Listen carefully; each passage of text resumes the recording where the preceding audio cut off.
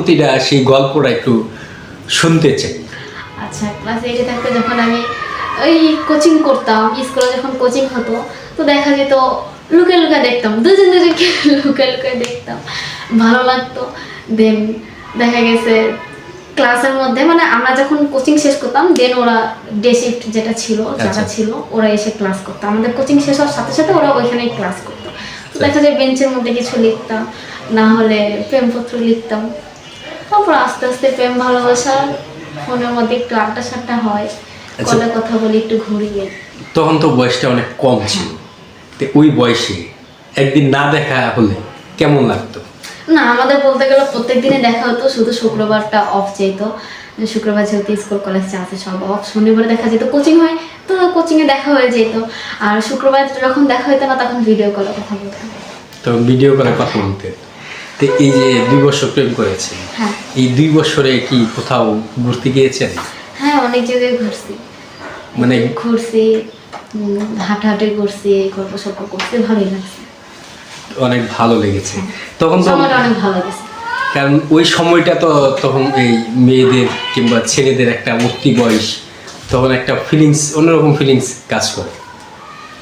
আপনাদের বেলাও এরকম হয়েছে কেন? হ্যাঁ অবশ্যই। আচ্ছা, তো সেই ছেলেটাকে সাথে কি এখনো সম্পর্ক আছে না নেই? না, ফার্স্ট অফ অল আমি আপনাকে বলে দিলাম যে আমার 2 বছরের রিলেশনশিপ ছিল, মানে এটা এখন ব্রেকআপ হয়ে গেছে। আচ্ছা, 2 বছরের রিলেশনশিপ। এই যে ক্লাস 8 থেকে 10 পর্যন্ত রিলেশন করলেন, তো হঠাৎ করে কেন ব্রেকআপ হয়ে গেল? দেখা গেছে 2 বছর আগে মেন্টালিটি আমাদের একসাথে মিল ছিল, আমরা অনেক ভালো ছিলাম। দেন দুজনের মতামত চেঞ্জ হয়ে গেছে, শুধু ঝগড়া হতো, যে কারণে ব্রেকআপ হয়ে গেছে। যার সাথে আমার 2 বছর পরে ঝগড়া লাগে, তার সাথে আমি সারা জীবন কীভাবে থাকবো? মানে শুধুই কি ঝগড়া না অন্য কিছু? ঝগড়া তো অন্য কোনো একটা ম্যাটার নিয়েই হয়েছিল। আচ্ছা আচ্ছা আচ্ছা, এই যে আপনাদের উঠতি বয়সে, এই বয়সে এই যে ঘুরতে গেছেন, কখনো কি ছেলে অন্য কোনো অফার দিয়েছিল?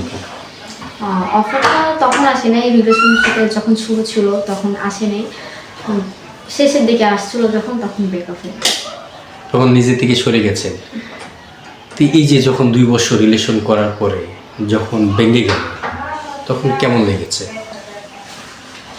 রিলেশনশিপ যখন ব্রেকআপ হয়, অবশ্যই আমার অনেক খারাপ লাগছে।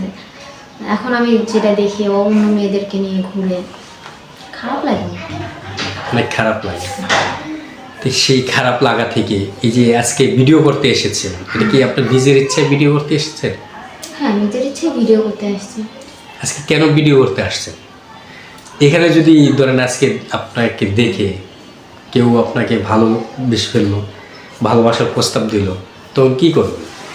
ভালোবাসা যদি কেউ আমাকে প্রস্তাব দেয়, আমি তার সাথে ফার্স্টে কন্ট্যাক্ট করবো, সেও আমার সাথে কন্ট্যাক্ট করবে। যদি মনের ভালো মিল থাকে তাহলে আমি তাকে অ্যাকসেপ্ট করবো। মনের ভালো মিল থাকলে তখন অ্যাকসেপ্ট করে নেবেন। জি। সেই লোকটা কেমন হতে হবে? আমি ফার্স্টে বলে দিলাম, ফার্স্টে মনটা ভালো থাকতে হবে। তা আপনার সাথে যোগাযোগ করবে কীভাবে? আপনাদের সাথে কন্ট্যাক্ট করবে, দেন আপনারা আমাদের সাথে কন্ট্যাক্ট করবেন। দর্শক আসলে দেখছেন এই বোনটির কিছু স্মৃতি কিংবা কিছু কষ্টের কথা তুলে ধরার চেষ্টা করেছি। যদি কারো ভালো লাগে কিংবা তাকে জীবন সঙ্গী হিসাবে নিতে চান, নাম্বারে যোগাযোগ করবেন, সেই নাম্বারেই হয়তো বা তার সাথে কন্ট্যাক্ট করতে পারবেন। আসলে বিয়ে শাদী কিংবা ভালোবাসা সব কিছুই আপনাদের একান্ত ব্যক্তিগত ব্যাপার, যাচাই বাছাই করেই বিয়ে শাদীর ব্যাপারে কথা বলবেন। তাই আপু, আপনার আর কিছু বলার আছে কিনা? না, আমার আপাতত আর কোনো কিছু বলার নেই। ঠিক আছে, আপনি ভালো থাকবেন। আল্লাহ হাফেজ।